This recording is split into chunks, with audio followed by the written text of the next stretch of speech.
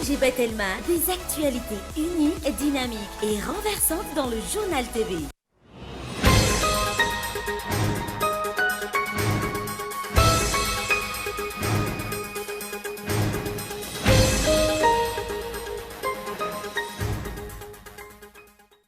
Mahery sivy amby dimapolo amby zato sy arivo ireo trabona tao aorianan'ny Rotsakorana alina ho an'ny fokontany 3e hangara atao madinika raha nambaran'ny tompony andraikitra. Tampoka ny fiakaran'ny rano ary maro tamin'ireo mponina ny aina tanatin'ny rano maloto nanomboka alina hatramin'ny androany tontolo. Miisa sivy hatramin'ny androano atoandro no fantatra fa namony aina vokatry ny Rotsakorana alina teto andrenivohitra raha ny antotanisa avy ny BNGRC. Misokatra ihany koa ankehitriny ireo site d'évacuation eto Antananarivo. Raha apatelon'ny fanadadiana lalina mahakasika ny raharaha Ravinala Airport no vitan'ny komisiona misahana ny fitaterana eo anivon'ny anteny miram-pirenena hatreto. Tsy ampy ny enti-manana ahafahan'ny komisiona manohy ny fanadadiana hatramin'ny farany araka ny tatitry ny filohan'ny anteny miram-pirenena. Manomboka verina indray ny fanafian-dahalo mitapy-adiana eny amin'ny lalam-pirenena faha-efatra izay mampitoana Antananarivo Mahajanga amin'izao fotoana izao. Alina taxi borosy iray indray no nisy nanafika ka nisy mpandeha naratra tamin'izany. Maresaka iraisam-pirenena mitony ny hetsika fanoherana izay ataon'ny mponina ao ny Soudan manohitra ny fitondrana miaramila any an-toerana. Nataon'ireo mpanao fihetsiketsehana ho andro fikomina ny androandroany sy rampitso ary 7 farafahakeliny no namony ainy hatreto. Ny ateteny ireo avetrany.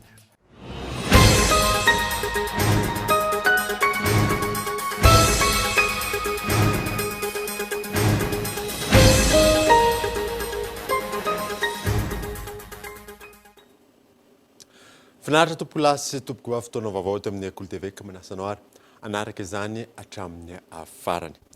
Nanamboatsika ny vaovao dia mahery ny 7 amby zato sy arivo ireo trabona tao aorianan'ny Rotsakorana alina ho an'ny fokontany 3e hangara atao madinika raha nambaran'ny tompony andraikitra. Fianakaviana maro moa noho ny trabona noho ny fiakaran'ny rano eny amin'ny toerana eny Abrahama Nandriamanana.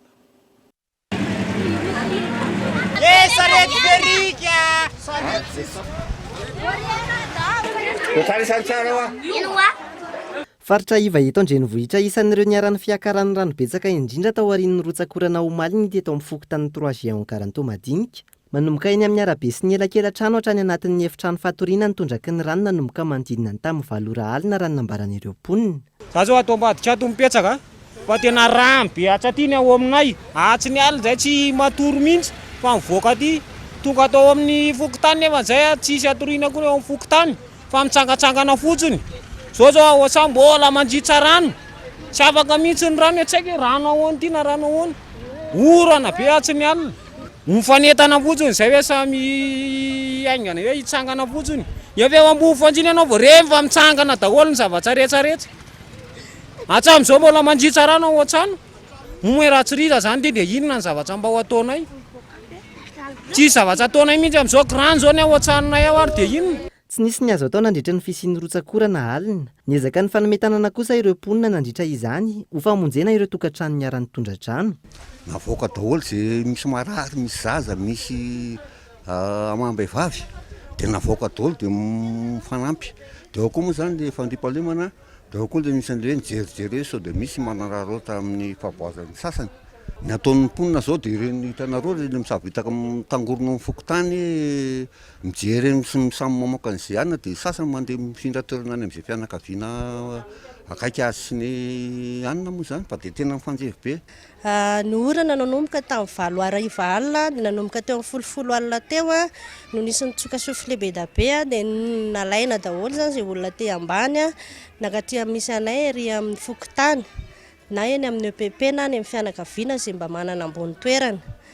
Dia hatramin'ny maraina zany ohatr'izao foana ny rano tetỳ aminay. Zany hoe fa mena izy fa kely fotsiny mandeha tsy kelikely. Karaha mbola mitohy matetetika ilay orana ohatr'izay mety tsisy trano intsony angamba ny etỳ ny faritra ambany etỳ aminay etỳ. Kabine zao mba tsara be le kabine fa antaony mba jereo hoe tsy afaka mivoaka. Le varavarana zao dia akatona satria raha vao misokatra dia miverina le maloto.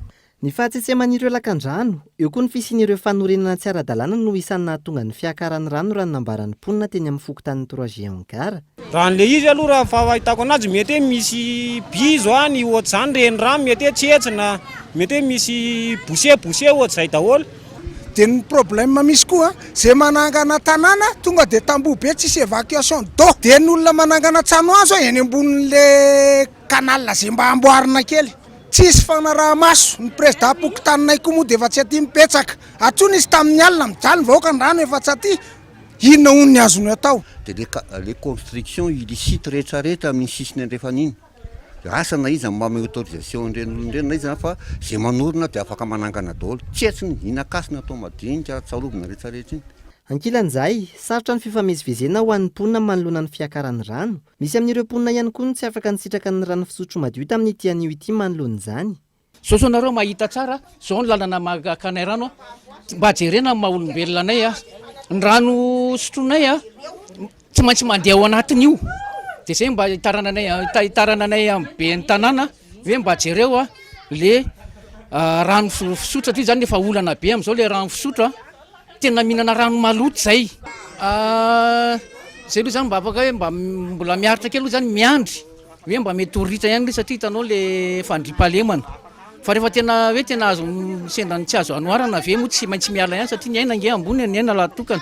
Hatramin'ny nandalovan'ny mpanao gazety teny an-toerana ny maraina teo, nahatratra 7:50 ireo trabona raha ny nambaran'ny sefokotanin'ny 3G Ankara tao madinika. Ankoatra io, nahatratra 10 isa ireo tokantrano miara-ny tondra-drano ho an'ny fokotanin'ny lalam-by sy ny manodidina. Fepetrano raisina ankehitriny ny fananganana ny saina mena ho fanairana ny tompona andraikitra. Fanazavana Tandrajanarivo Marco, sefokotanin'ny lalam-by sy ny manodidina. Tena ny trabona aloha misy ary tena maro ary etsona ny tompona andraiky mpanjakana amin'izao vokiava mahatratra fa dia efa miainao anaty rano tanteraka ny vahoaka aty tanàna amin'izao. Ny andraikitra ny fokotany moa zany dia nangana ny saina mena antsovonjy amin'ny tompona andraikitra ny berger sy ny namany dia ihany koa no fanitarana ny mponina aloha mba hiala ao anatin'ilay trano anara-maso ny tokantrano ihany. Manao antso avarika izany ireo mponina mifaritra iva manoloana ny vona mahazo azy ireo ankehitriny. Tsy aivina, efa nisy ny fidinana nataon'ny tompona andraikitra ny BNGRC, ny avy ao anivon'ny komina sy ny mpitandro ny filaminana teny an-toerana ho famonjena ireo tokantrano voakasiky ny tondra-drano. Fa nahitana mpitatitra olona tamin'ny sarety teny amin'ireny toerana nisy fiakaran'ny rano ireny tamin'ity androany ity toy ny teny Andravoahangy, manodidina ny 500 ariary isaky ny mandeha ny saran-dalana tamin'izany. Nambina Ravelo Arso.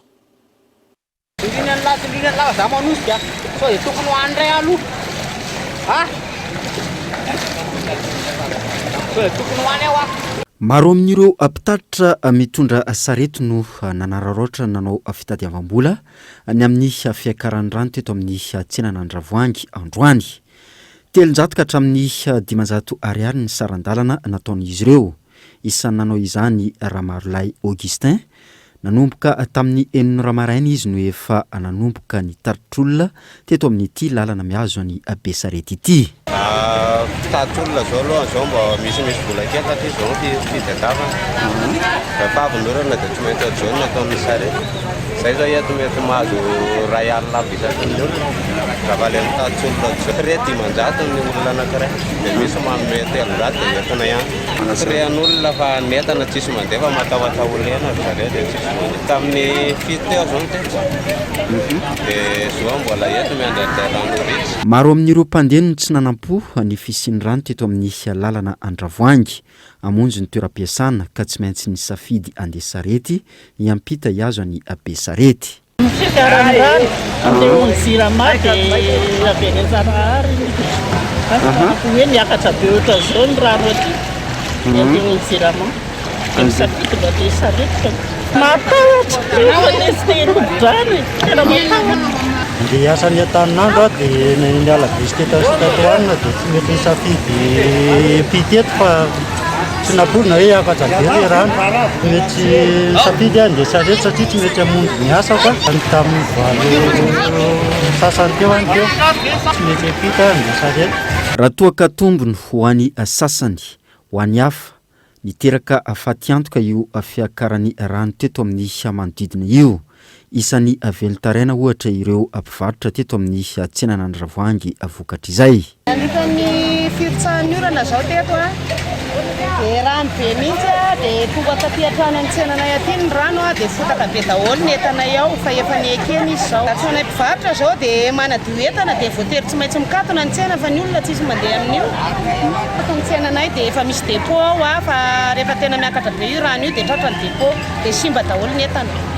Dia tsy afaka mivarotra zao nefa zao ny ety aminay dia mba jereo mihitsy momba anay fa tena mizaly izay vahoaka majinika tanàna rehetra dia tanàna aletra amin'izao dia tovodrano daholo. Manahy ny mety ho toy ny fisiany rotsakorana ato anatin'ny andro maro misesy manoloan'io ireo mpivarotra. Fanentana fiotsahan-tany teny amin'ny fokontany Ambohipo sy ambony tsimbina vokatry ny orana mikiza alina fianakaviana maro ihany koa no voaterina findra toerana hoy ny sefo fokontanao Reflorio. Lalana maro teto Antananarivo renivohitra no nahitana fahatapahana androany vokatry ny ora mikiza omaly alina. Ohatra amin'izany ny teny amin'ny lalana Ambohitra Rahaba mivoaka iny Androhibe, fa teo ihany koa ny teny Ambohipo sy Ambohitsimbona. Tapaka nanomboka omaly alina tokony tamin'ny 12 ora ka hatramin'ny 3 ora tolakandro teo ity lalana avy amin'ny rova mihazo ny Ambohipo sy ity vokatry ny firotsahany ny rindrim-bato sy ny arotany avy any ambony. Fianakaviana maromaro ihany koa no tsy maintsy nafindra trano vokatry ny fahatahorana ny mety ho faharavan'ny ny trano. Misy fianakaviana maromaro izay mbola tsy voaisa aloha fa nefa nezana ny sorona atao tokantranony ao ny faritra Ampari natao fokontany Ambohipo. Ity moa zany nataontsika hoe anisan'ny somary goavana ty fiotsahana rarivato teto satria tapaka tanteraka ny lalana. Izy ity zany araky ny eno dia tamin'ny 12 sasany alina teo eo no maherikely no niotsaka. Dia rehefa izany moa zany ankoatran'izay fanesorana ny olona tany an-tokantranony mitondra ny reto vatan-dehilahy reto ny tena nanala izay ho afaka aloha mandra-pahatonga ny izay zavatra rehetra ahafana manala tanteraka an'izao tany miotsaka izao. Raha ny fanazavana tsy mbola isan'ireo faritra nametrahany BNGRC ny saina mena ho fampitandremana ny amin'ny mety hisian'ny fiotsahan'ny tany toetoerana nahitana fiotsahana omaly ity. Nanamafy ny sefo fokontany fa tokony ho malina trany izy ireny eny amin'ny faritry ny laoty rehetra ireny manomboka izao ny amin'ny mety fisian'ny fiotsahan'ny tany izay. Izy ity aloha azo atao hoe tsy napozina fa raha mivolaza aloha sy ny zavatra nataon'ny BNGRC dia faritra ambony ray manontolo Haute-Ville mihitsy no tafiditra anaty zone rouge amin'ilay glissement de terrain. Izany hoe tia faritra ambony rehetra zany rehefa fotoam-pavaratra dia tokony miaina ao anaty fahamailona manoloana amin'ny fiotsahana. Ny faritra ambony aloha zany be dia be raha ny rano lalovana sy no hatramin'ny alina sy tamin'ny maraina teo maromaro ny ahina sy efa misy sinina miotsaka kely. Misy ohatran'ny hoe tany eo amin'ny hoe roborety efa miotsaka dia efa mazava moa zany reny efa tafiditra anatin'ny ahina.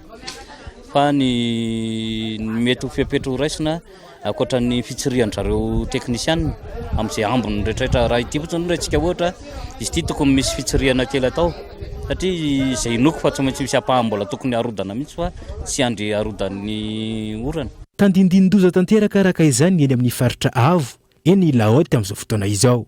Vahoaka maro ihany koa no tsy maintsy mifindra monina sy hiala amin'ny tranony raha toa ka misy fiotsahana lehibe miseho. Nanentana ny rehetra ihany koa ireo tompon'andraikitra mba ho mailo hatrany amin'izao fotoana mahabe ny rotsakorana izao. Miisa sivy hatreto ny fandratra fanamony ainy no ny rotsakorana alina teto andrenivohitra raha ny antontanisa avy any BNGRC misokatra ihany koa ankehitriny ireo site d'évacuation eto Antananarivo. Abraham Randriamana. Rano miakatra, fahasimban'ny lalana, trano rava sy tany miotsaka, ireo ny vokatra tsy nateraka ny rotsakorana omaly alina ho an'ny teto andrenivohitra raha nambaran'ny BNGRC na ny Bureau National de Gestion des Risques et Catastrophes. Ankoatra izay, nisy ireo namony ainy tamin'ireo faritra samihafa nandritra izany. Ny antony ahafantan'izy ireo na izy notsahan-tany na izy ilay trano mihitsy nirotana. Ka ireo sivy ireo dia teto atao hoe Tanavilla dia nisy anaky 10. Ny any Avaradrano nisy anaky 4. Zao avy izy ireo. Tao Avaradrano le anaky 4 dia tao amin'le toerana atao hoe Ambohimangakely nisy ankizy anaky 3 dia ao Alasora nisy anakiray. Ao Atana 2 nisy teo Ambohidepona anakiray. Tana 5 nisy olana anaky 4. Tao Manjakaray 2, ao Nanisana anaky 2. Nisy olana ratra koa anaky 3 ny Ompelantananay amin'izao fotoana zao. Ny zavatra mbola nitranga ihany vokatry ny rotsakorana iny dia dibo-drano tanteraka ny bâtiment na ny trano fiasany ministère ny affaires étrangères dia toy izany koa ny any amin'ny cité CT so mandrakizay itoy aria mafy ny rotsakorana ao amin'ny andron-drampitso raha ny vinavina avy amin'ny eo anivon'ny meteo Madagasikara na natateraka fiaonana araka izany ny teo anivon'ny BNGRC ny araka tamin'ny apipa ny avy amin'ny commune ny mpamonjy vona sy ireo tompona ndraikitra isanambaratonga ny androany ho fizerena vahaolana manoloan'izany fepetrano raisina ny fanokafana ireo toerana voatokana na ireo site d'évacuation amin'ireo boriboritany eo koa ireo gymnase lehibe misy atelo tandrenivohitra ndraisana ireo trabona rano fanazavana vinavinaina isy rivodoza iforona ao amin'ny ranomasombe Indiana ny farany herinandro izao hoy ny tompona ndraikitra mangataka ny fampiatonany fampianarana ny avy amin'ny BNGRC raha ny fanambarana nataon'izy ireo androany manoloan'izany araka ny voalazan'ny météo aloha dia mbola itoy ny rotsakorana ary androan'ny alina na rapitso zany mbola iotra lavitra noho ny tamin'ny alina ny zavatra hitranga indrindra eto Antananarivo dia efa nampita ny afatra tany amin'ny ministère ny fampianarana ny tenanay ny teto amin'ny BNGRC zany raha nanome sosokevitra zahay nanao proposition hoe tokony tsisy fianarana amin'izao mandra-patapitra zao andro ratsy zao manentana ny rehetra hitandrina sy homailo indrindra amin'ireo faritra manamorona ny renirano ny any amin'ny faritra avo sy ny any amin'ny faritra iva ny tompona ndraikitra eo anatrehan'ny toetrandro misy ankehitriny raha ny antotany savoray farany tamin'ity hariva ity moa dia tafiakatra folo ireo namony ainy noho ny rotsakorana alina fa tafiakatra avoroendy noho ny esa-taona ny rotsakorana ny latsaka omaly raha ny hita ho an'ny marefy hoy ny apipa tsy maharaka araka izany ireo fontsony fivarana ny rano ka mampiakatra ny rano eto Antananarivo sy ny manodidina ny alarana efson exceptionnel na tsy fahita firy hoy ny tale généralny apipa ny rotsakorana omaly raha ampitahaina tamin'ny ataona lasy antonina 320 milimetatra izany rotsakorana izany raha hita tamin'ny marefy raha toka 70 milimetatra izany isan-taona manoloana ny fiakaran'ny rano amin'ny faritra maro eto Antananarivo nidina ifotony ny jery ny fantsona fivarinan'ny rano ny tale généralny apipa sy ireo teknisiana dia somary miakatrakatra daholo ny rano eto Antananarivo sy ny manodidina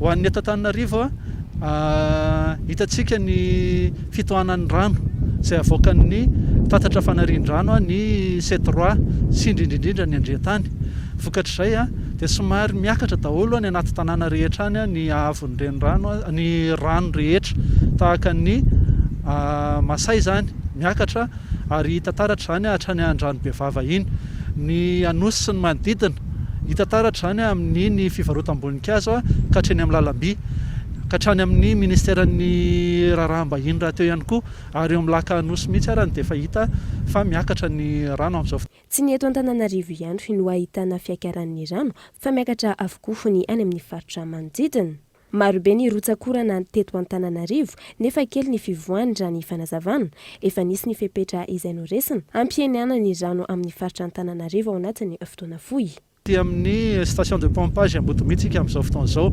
eto moa raha ampahafantarina antsika eto no fiafaran'ny tatatra C3 ary eto raha teo ihany koa no andalovan'ny canal andrian-tany zany dia eto no ataoko hoe miantoka ny ANDB Antananarivo sy ny manodidina amin'ny fiakaran'ny renirano eto zany zahay amin'izao fotoana izao dia miezaka mampiasa an'ireo pompy anankitelo lehibe izay eo am-perinasa moa amin'izao fotoana izao izay afaka mamoaka sy mitroka rano any ambony any eo amin'ny 9 mètres cube seconde 7 metatra toratelo isan-tsegondra lehibehibe ihany zany fa noho ny rano izay mitohana any ambony any moa zany dia mbola kely dia kely ny fidinany amin'izao fotoana izao fa dia miezaka izay miasa eto andro aman'alina efa nanomboka tamin'ny herinandro moa zany namoaka filazana loza mitatao mena amin'ny lemaka Antananarivo izay lalovan'ny reniranon'ny Sisony tompona ndraikitra eo anivon'ny apipa androany tokony tamin'ny 12 atoandro 12 ireo commune voakasika amin'izany eto Antananarivo sy ny manodidina isan'izany ny any Tsiafa, Androhibe Atsaadita, Bongatsara, Antanety kely Ambohitsoky, Alatsinainy Ambaza, Ampahitrsy, Soalandy, Ampanefy, Soavana, Anosy Andrefana, Ampitatafika, Ambavahady Tokana, Fenoarivo, Itaosy, Ambotrimanjaka, Fiadanana sy Ampangabe. Mbola hiakatra hatrany ny reniranon'ny Sisony ka tokony ho mailo ireo faritra ireo amin'ny fiakaran'ny rano hoy ny teo anivon'ny apipa. vokatry ny orana mikija izay atrano dia ankizy telo mirahalahy no namony endrika ny maraina teo ny anjarany trano ateny be masoandro Amboamanga kely.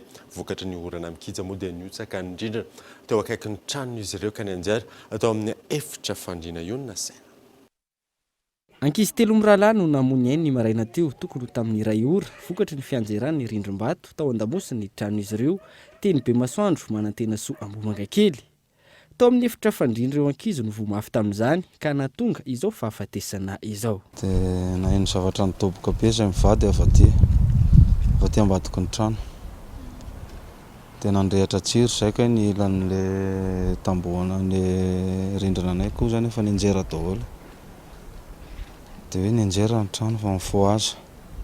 Rehefa mifoha izahay dia jeriny tao amin'ny efitran'ny ankizy dia jereko efa tototro ny tany tsy tazako intsony ilay fandrianan'izy telo lahy. Teo vao sady niantso vonjeo no niezaka nanilika izay tratran'ny tanana teo. Dia tonga tsikelikely moa ny olona satria somary nanano sarotra ny fiantsoana olona ny orana afo be. Ilay rindrina izany nianjeran'ilay bateria tamin'ity. Dia iny nanindry anazy tao izany ilay malon betapeta amin'ilay bateria sy ilay rindrina. Tamin'ny efatra latsaka angambany izy nitafavoaka. Anankifito ny zanako.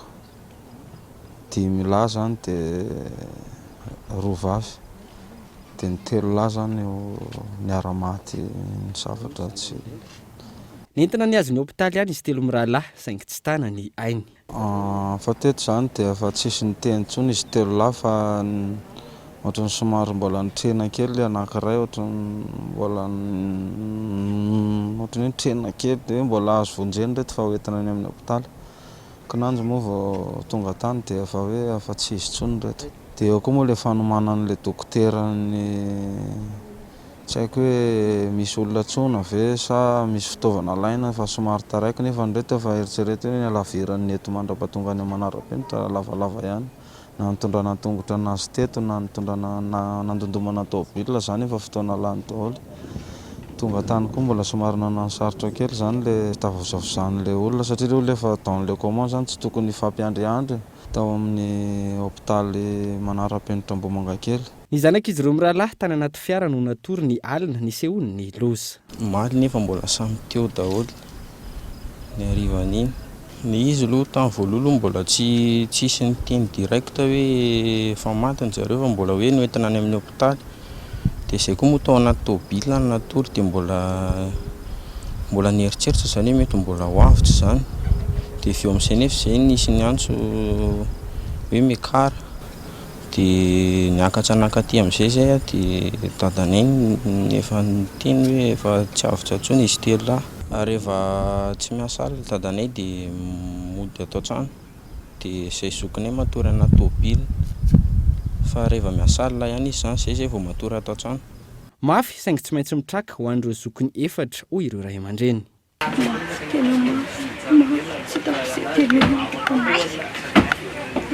Tena tsy tsy apozina ora tsy apoziko ny tsy afaka namonjy na miaro andry zareo akory izay marefo tena marefo fa miesaka manatanjatsaina satria zokony prêt-à-porter mbola misy efatra reo tsy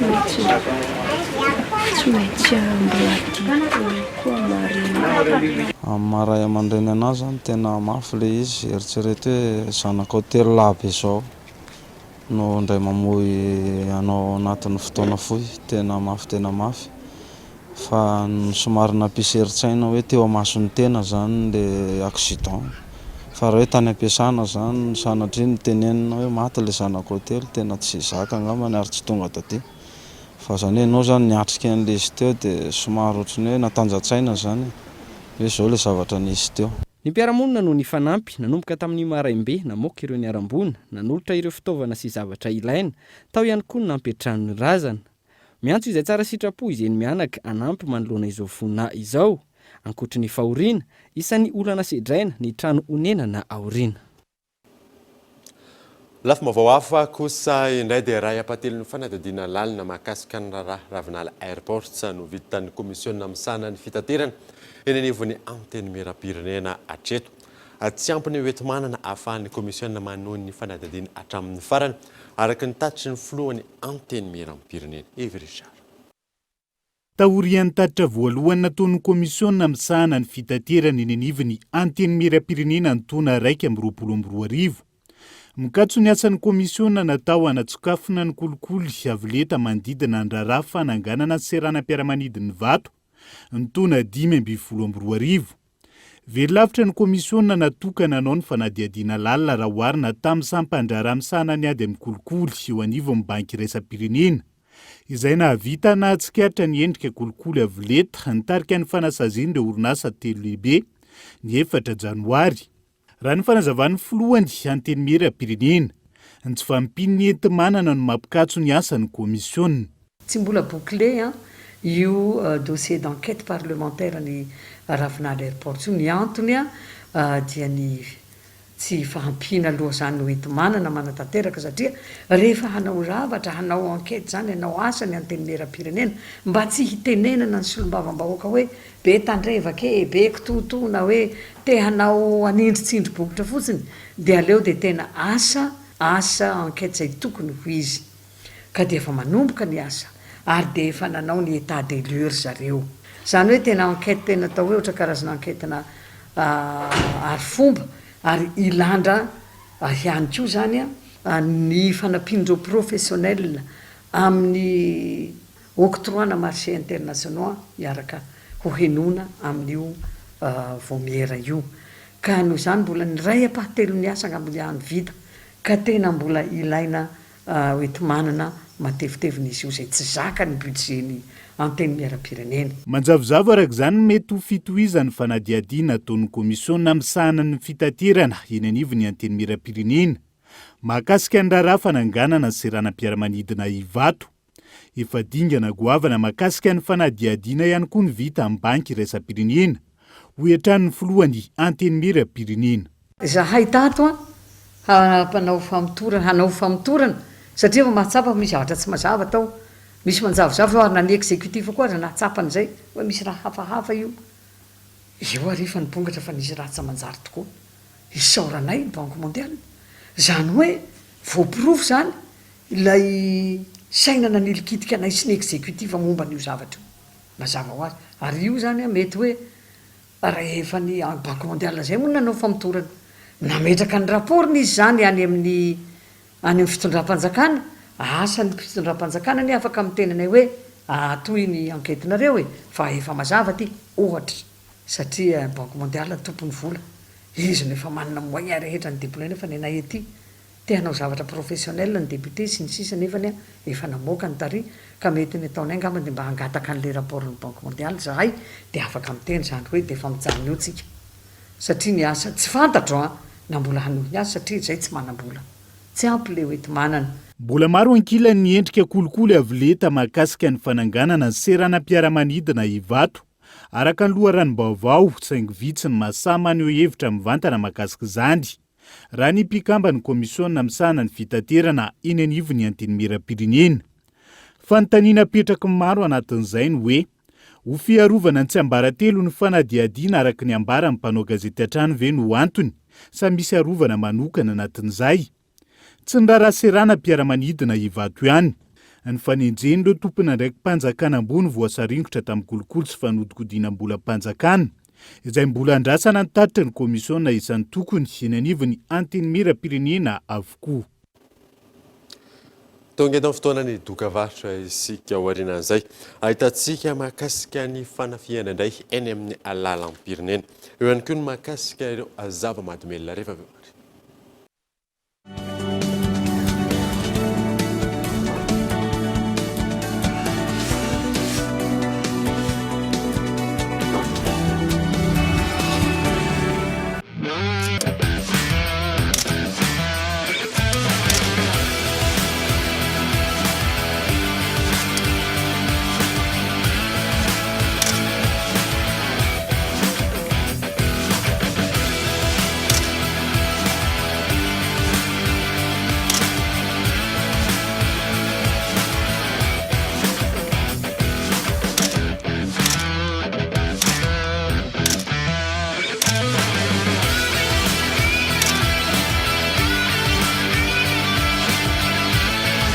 Isika iray, isika Telma, isika koa 038.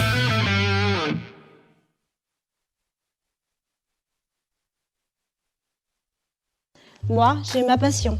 En tant qu'étudiante, étudier à distance me permet aussi de réaliser d'autres activités. En termes de qualité ou de professionnalisme, je mise pour le CNAM.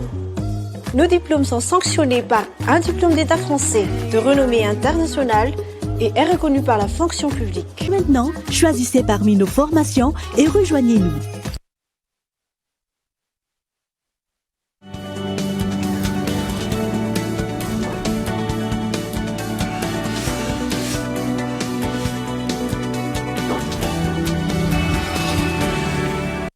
manabahiny sambana fampalalam-bavao amin'ity androany ity miaraka amin'ny Abraham Randriamanana ny tenako amin'ny azany aromeko azy avy hatrany fitenenana.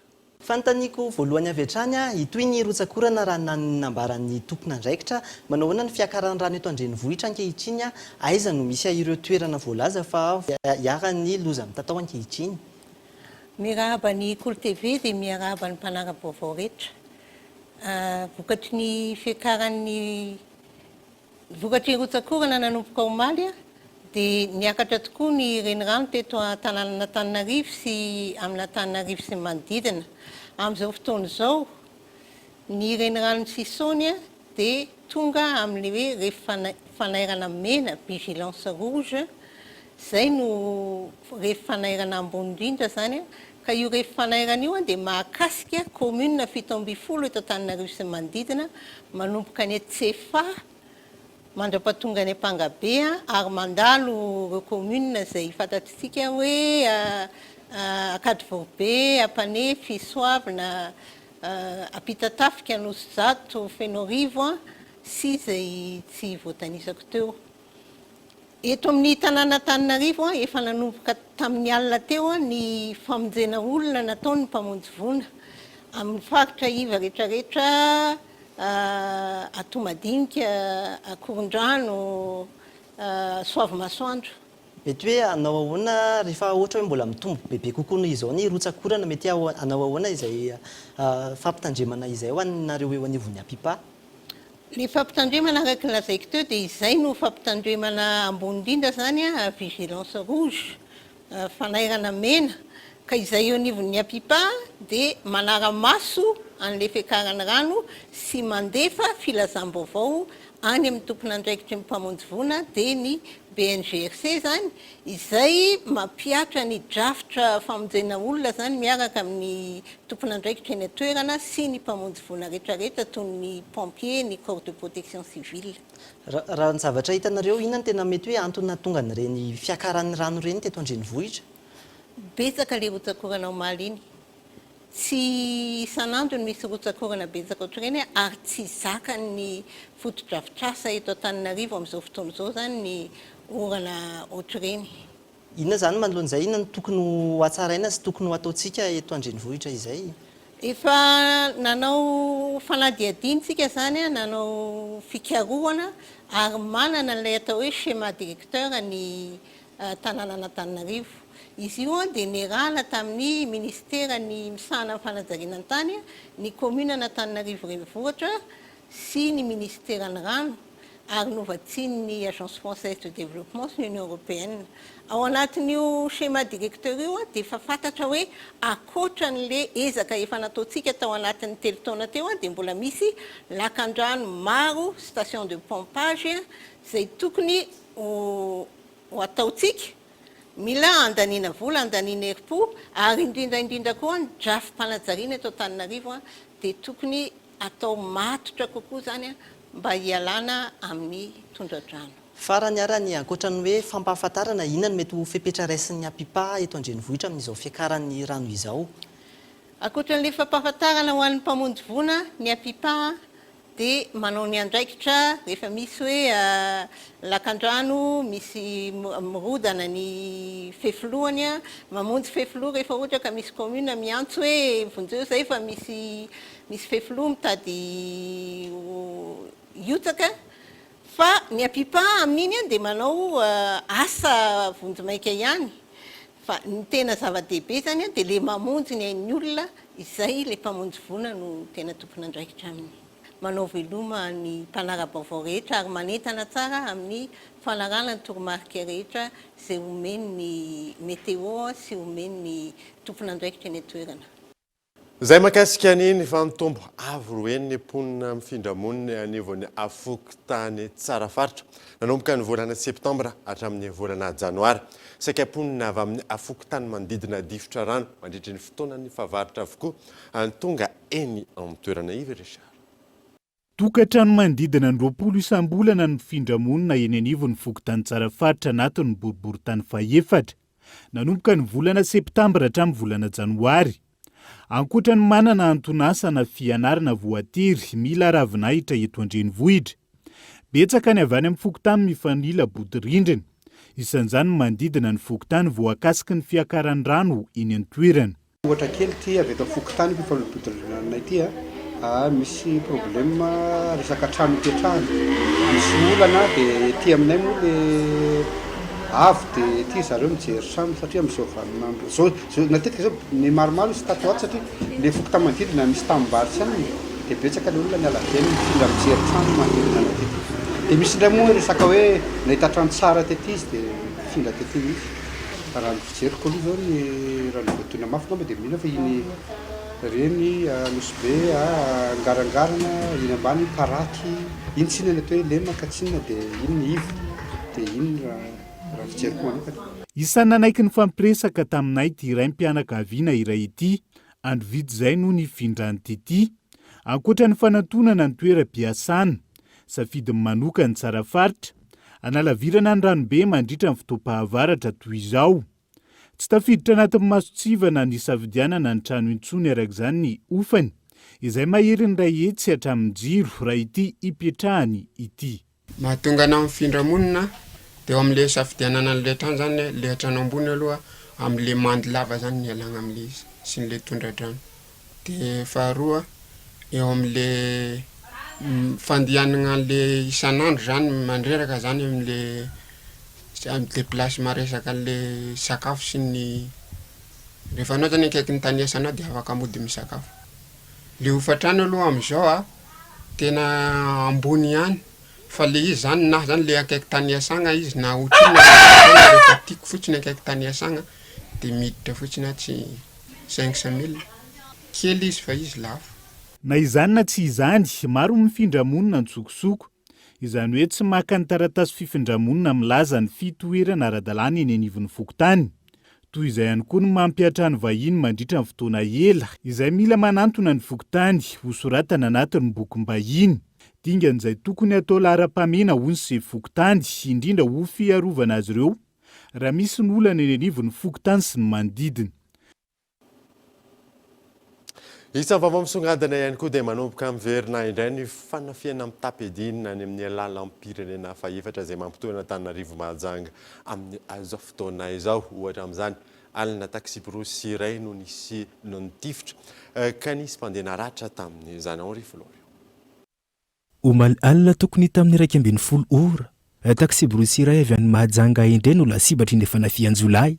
Ety anivo ny lalam-pirenena faefatra iny, ny alakelany Maheva Tanàna. Nisy ny fanakanana nataony mpitandro filaminana tamin'ireo taxi brosy maromaro ka tsy maintsy nanao karavanina izy ireo. Tamin'izany indrindra no nisy eo ny fanafiana nataony andian Jolay.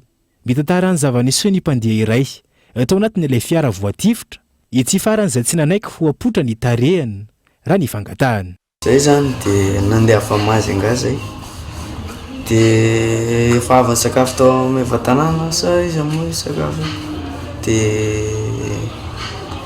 Dia nefa tonga tao aloha kely tao zay dia niteny an'ilay gendarme makorory nefa nisy akaray taxi brosy voatifitra avany. Dia niteny anay izy hoe lozy izy manao karavana. Dia fa misy akaray efa voatifitra zalahy tao izy. Dia nandeha nanaraka anay zany le gendarme makorory dia niray tao aloha ary niray taty aoriana. Dia zay nahazo fahatelo tamin'ny aoriana zany zay.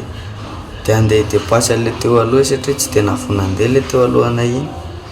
Dia nitifirany zalahy. Dia voniny chauffeur lalovan'ny basy ny vavaranjany dia n'ilay akaray vao ampiti-paly. Dia an'ilay akaray voa daholo ny lohaliny ho ampidina paty dia tsisy nijanona le teo alohanay tsy nahenanay ho voatifika dia le tany ariana koa mbola lavidavitra anay dia izay nandeha mafy be nitsoaka hoe nainga hijana le chauffeur dia za tonga dia nafantatra hoe basy zany dia niteny hoe basy zany. Raha ny fanadihadiana natao teo anivon'ny garotière Maki etsy Andohatapianaka androany nanomboka tamin'ny fankalazana ny fetin'ny Noely no efa nisy ny fanafiana teo anivon'ny lalam-pirenena fa efatra eny. Isan'ny antony mahatonga izany ny fanararaotan'ireo jiolahy amin'ny faharatsiany lalana fa eo ihany koa ny ora mikija ka tsy afaka mandeha mafimafy kokoa ny fiara. Le resaka sécurité amin'ny lalam-pirenena fa efatra aloha zao tena tsy ampy satria ny lalana ratsy. Tena ratsy zany lalana raha hoe resaka le lalana reny 4 fotsiny aloha dia tena ratsy ary fanafiana eny amin'ny lalana zao tena misy foana isanandro le resaka lalana ratsy. Tômôbila moa zany eo amin'ny 30 eo mandeha isanandro amin'ny lalana eny reny 4 iny. Dia sécurité eny amin'ny lalana mihitsy zany tsy ampy.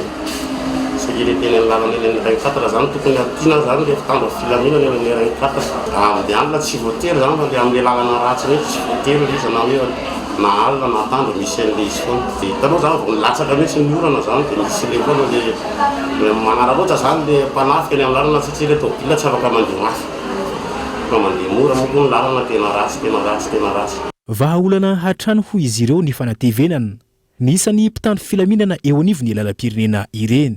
Tokony ho apetraka ao anatin'ny fotoana maharitra izany fa tsy eo anatin'ny fotoana mafampana tahaka izao ihany. Tena marina zany zao tokony hoe ampiana isaka misy tanàna zany dia ampiana fitandro filaminana foana isaky ny lalana reny 4 dia na route nationale rehetrarehetra zany. Io nge arakaraka le lalana misy zany misy tanàna misy gendarme dia misy tsisy. Zay zany le izy aloha.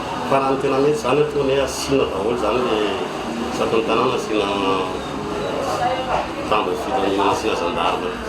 Manao antsova amin'ny tompona andraikitra araka izany ireo fiara-pitatitra indrindra fa ireo mpandeha ny amin'ny tokony hanamafisana ny fandriam-pahalemana eny anivon'ny lalam-pirenena indrindra fa amin'izao fotoam-pahavaratra izao. Tsy nandragona fanampanazavana kosa ankilany ireo tompona andraikitra mahakasika ny fepetra ho raisana amin'ny fanafian-jolahy eny anivon'ny lalam-pirenena ireny. Tontolon'ny serasera kosa indray dia fito teo ihany ny gazety mpiseho isan'andro no nivoaka tamin'ity androany ity. Maro ireo tsy nivoaka noho ny olana teo amin'ny fanontana izay gazety izay misy fiantraikany amin'ireo mpivarotra gazety ny tsy fampiny gazety toy izao hoy izy ireo ny alarana evison. Nanaitra ny maro ny fahavitsian'ny gazety teny amin'ny famoahana izany sy ny teny amin'ireo tsena androany. Olana teo amin'ny fanontana izany no antony tsy nampivoaka ireo gazety sasany raha ny fanazavana. Hatreto tsy mbola fantatra mazava ny antony izany raha toka ny jiro tapaka na ny rano niakatra teny amin'ny manodidina Antanimena Omalarivo noho ny rotsakorana. Nisy fiantraikany betsaka amin'ireo mpivarotra gazety ny tsy fisiany toy izao raha ny fanazavana. Gazety efa kely dia nefa le gazety rehefa tsy complet ohatr'izao dia vao may zany kely ny karama. Ny gazety La Vérité, Taratra, Les Nouvelles, Free News, Inona Vaovao tsy mivoaka daholo. Indray arakaraka ny tsena, arakaraka ny vaovao amin'ny gazety zany. Indraindray ny vaovao m'intéressé an'olona dia mandeha ny gazety, indraindray tsy dia misy vaovao dia tsy mandeha. Le orana tamin'ny alina. Dia mieritreritra izy hoe tsy hivaratra daholo ny ankizy dia tsy nanao izy. Herinaratra dia tsy tapatapaka mahatonga le izy tsy tsisy gazety be da be zao ny gazety tsisy eo taratra. Nefa ny taratra koa be da be mpanjifa anazy. Le masinina fanaovana anazy mihitsy nitapaka ny jiro dia tsy afaka miasa zany eo amin'ny folo be any amin'ny efa mpiseho matetika tsy amina tapatapahany jiro zay dia matetika tsy dia misy gazety mihitsy. Vola mihitsy tsy mihena gazety. Araka ny kely le gazety dia kely kokoa vola mihitsy e. Raha complet izy zao dia azahoana ohatra 100% tombony. Fa zao izy tsara fa misy ny tombony satria kely ny gazety. Maro ihany koa ireo olom-pirenena liana amin'ny resaka famakiana gazety indrindra ny lohatenim-baovao. Fanarahana ny toedrarà misy eto amin'ny firenena hoy izy ireo ny famakiana gazety toy izany. Rehefa sena mandalo misy zavatra ataoko ka mahita gazety dia baolina zao ny jerevako. Momba ny baolina ihany ny jerevako fa le fahavitsiny tsy mampanino. Rehefa hitako fotsiny le vaovao momba le baolina dia zay. Tetika ve mahery. An'izay olona zay na rehefa tsy hita le gazety le hoe fanjifaina fa dia efa mionona aloha zany. mampafantatra an'le vaovao sy ny zava-misy ny toetra raha-pirenena moa zany le ento. Tsy mbola fantatra mazava ankilany ny fotoana iverena ny famitana gazety amloniny. Tontolon'ny fampianarana kosa indray dia nahazo fampitaovana anarenana ny efitrano fianarana ny EPP ao Andovosira ao anatin'ny Zapy Mananjara. Fiara-miasa ny ben'ny tanàna niaraka tamin'ireo mpiara-miombonantoka ny nahafahana nahazo izany. Ivry. Tsy nisy fanarenana ireo efitrano fianarana miisa 2 any sekoly ambaratonga fototra eto Andovosira Mananjara nandritra ny taona maro. Manoloana ny fitombon'ny mpianatra manofy fahalalana eo anivon'ny EPP Andovosira amin'izao fotoana izao. Namaly ny antso nataon'ny talitsekoly avy hatrany ny ben'ny tanàna ny Mananjara izay nanolotra fampitaovana entina hanarenana ny sekoly. Raha ny teti-bidy fanarenana n'ity sekoly ity zany dia sy takonoanoana ny vola ilaina. Ka raha nareo ray aman-dren'ny mpianatra ny anao tsipaipaika amin'ny andro sarotra sy ny fahasahiranana raha mahafantatra aty dia tsy ho vita. Dia izay ny antony na tonga anay nikaroka fomba tesy sy teroa amin'ny alalan'ny fiaraha-miasa amin'ny mpiara-miombonantoka amin'ny sehatra tsy miankina. Ka dia ireto ny fitaovana, izay fitaovana mahampy amin'ny fanarenana izay kasaina atao izay. Nitondra ny fankasitrahany avy hatrany ny fikambanany ray aman-dren'ny mpianatra izay nosoloan'ny filohan'ny fifiteny. Izy ireo izay nanamafy ny fahavononany hiara-entana amin'ny fanarenana ny sekoly ihany koa. Tanjona hatrany ny fanatsarana ny sehatra ny fanabeazana ao an-toerana. Maro olona nampanantenany ray ity amboarina izay hatramin'izay ka hatramin'izao. Nefa zany mbola tsy nisy misy mba nisy na hoe nagnatitra na dia hoe fansika raika na silaka tolona raika nandeha taty raha sy io fa tonga eto zao. Zay mafaly anay. Eto ay zany dia velom-pagnantenana koa satria efa tonga eto raha namboarana anazy io. Voninay agnano an'ity kilasy ity raha asa tagnana dia mahay endosy kilasy zany. Vitanay io satria anareo iantoko ny raha marobe dia izay koza marao dia sy havita. Atomboka avy hatrany ny fanarenana ny sekoly ireo efitrano fianarana 2 izay hanampy amin'ny fampitomboana ny mpianatra azo raisina eto anivon'ny EPP Andovosira hoy ny fanazavana. Mijanona ny faritra izay ihany isika dia miparitaka ny rongony ao amin'ny distrikany Mananjara amin'izao fotoana izao ka mahatonga ireo asa ratsy isan-karazany. Tao anatin'ny hetsika izay nitanterahany mpitandro ny filaminana rongony 3 kilao no tratra atao amin'ny Afokotany iray io na saina. Rongony milanja 3 kilao no sarina tao amin'ny tokantranona lehilahy iray tao amin'ny Afokotany maro finaritra Mananjara. Mbola mpananjara ity tratra ity raha ny fantatra fa mitohy ny fanadihadiana hatratrarana ny mpamongady izany ao amin'ity distrika ity. Tamin'ny alalan'ny loharano vaovao avy amin'ny tsotra no nahafahana sampitra any Totoely 7 taona. Efa maro ireo mpivarotra zava-mahadomelina no tratra teto ambonivohitra Mananjara ary ao anatin'ny fanadihadiana tanteraka moa izay eto anivon'ny pôlisy-pirenena ka ho atolotra ny fitsarana tsy ho ela ny raharaha. Eto Mananjara no marina mbola tsy misy ny mpamboly zava-mahadomelina fa avy amin'ny toeran-kafa izy tony avy any amin'ny faritra atsimo any ka mbola ao anatiny mitady ny grossiste izy io eto Mananjara ny pôlisy-pirenena. Amidy 500 hatramin'ny 1000 ariary ny finosana iray raha ny fanadihadiana natao. Natonga ny mpitandro ny filaminana nanao ny hetsika manokana ny firongatry ny abibina maro samihafa any an-toerana izay tsy fahita tao amin'ity distrika ity hatr'izay ka rehefa natao ny famitorana ny amin'ny hatonga izany noho ny firongatry ny fifohana ny zava-mahadomelina. Maresaka iraisam-pirenena kosa indray dia mitony ny hetsika fanoherana izay ataon'ny mponina any Soudan manohitra ny fitondrana miaramila any an-toerana. Nataon'ireo mpanao fihetsiketsehana ho andro fikominany androany sy rampitso ary 7 farafahakeliny hatreto no namognena fanadina. Une pluie de grenades lacrymogènes. Misesy ny fanapohana bomba mandaty sy adranomaso ao Soudan manoloana ny fihetsiketsehana ataon'ireo mponina manohitra ny fitondrana miaramila.